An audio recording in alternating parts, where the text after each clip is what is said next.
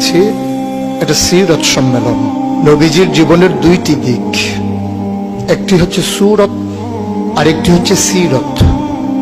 সিরত অনুকরণীয় আর সুরত প্রশংসনীয়। এই সুরত ধারণ করার ক্ষমতা কোনো মানুষের নেই। শামাইলে তিরমিজির হাদিসগুলো যখন পড়তাম, হৃদয়ের আয়নায় একটা মূর্তি দাঁড় করিয়ে নিতাম, একটা অবয়ব দাঁড় করিয়ে নিতাম, একটা আকৃতি মনে মনে কল্পনায় ভাসিয়ে নিতাম। চাইতাম আমিও যদি এমন হতে পারতাম, কিন্তু যা হবার নয়। তিনি ছিলেন মধ্যম আকৃতির সুঠাম দেহের অধিকারী একটি মানুষ।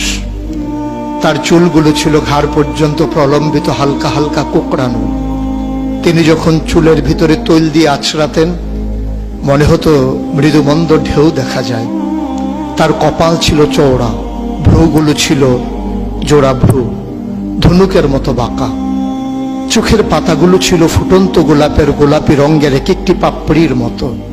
তিনি কখনো বা যখন চোখের পলক ফেলতেন, মনে হতো মৃদুমন্দ বাতাসে গোলাপ পাপড়ি যেন দোল খাচ্ছে। তার চোখের সাদা অংশ ছিল রক্তিমাভ সাদা, কালো অংশ ছিল কৃষ্ণ কালো। তার নাকটা ছিল খাড়া, নাকের ছিদ্রগুলো ছিল ছোট ছোট।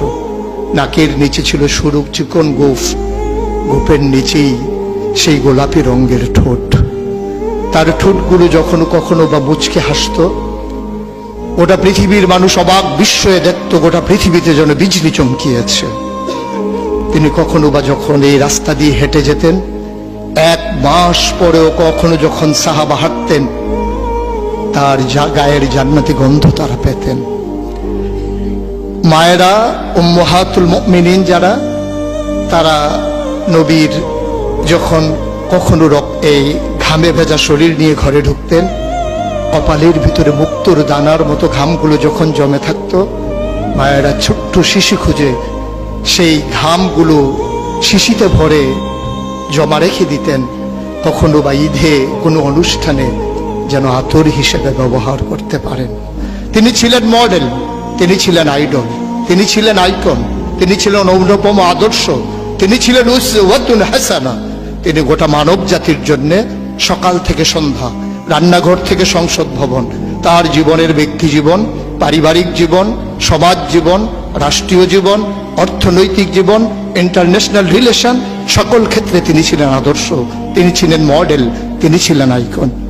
একবিংশ শতাব্দীর সূচনা লগ্নে দাঁড়িয়ে গোটা পৃথিবী যখন ঝঞ্ঝা বিক্ষুব্ধ, গোটা পৃথিবীর মানবতা যখন আজকে ভুলণ্ঠিত, আজকে শুধু মুসলিম নয়, গোটা মানুষ যখন আজকে অপর মানুষের ভোটের নিচে পৃষ্ঠ হচ্ছে তার জীবন, মানুষগুলো যখন আজকে রক্তে রঞ্জিত হচ্ছে তার গোটা দেহ, সেই ফিলিস্তিনের দুধ মরুভূমি আজকে যখন আমার কিশোর ভাইয়ের রক্তে রঞ্জিত, সেই ঝিলাম নদীর পানি আজকে যখন স্বচ্ছ স্ফটিকের মতো আর নেই, কাশ্মীরের ভাইয়ের রক্তে যখন রঞ্জিত, পার্শ্ববর্তী আরাকানের মুসলমানেরা আজকে উখিয়ার সেই টেকনাফের তাঁবুর নিচে তারা যখন মানবেতর জীবন যাপন করছে, আজকে বারবার মনে পড়ে সেই নবীজির কথা।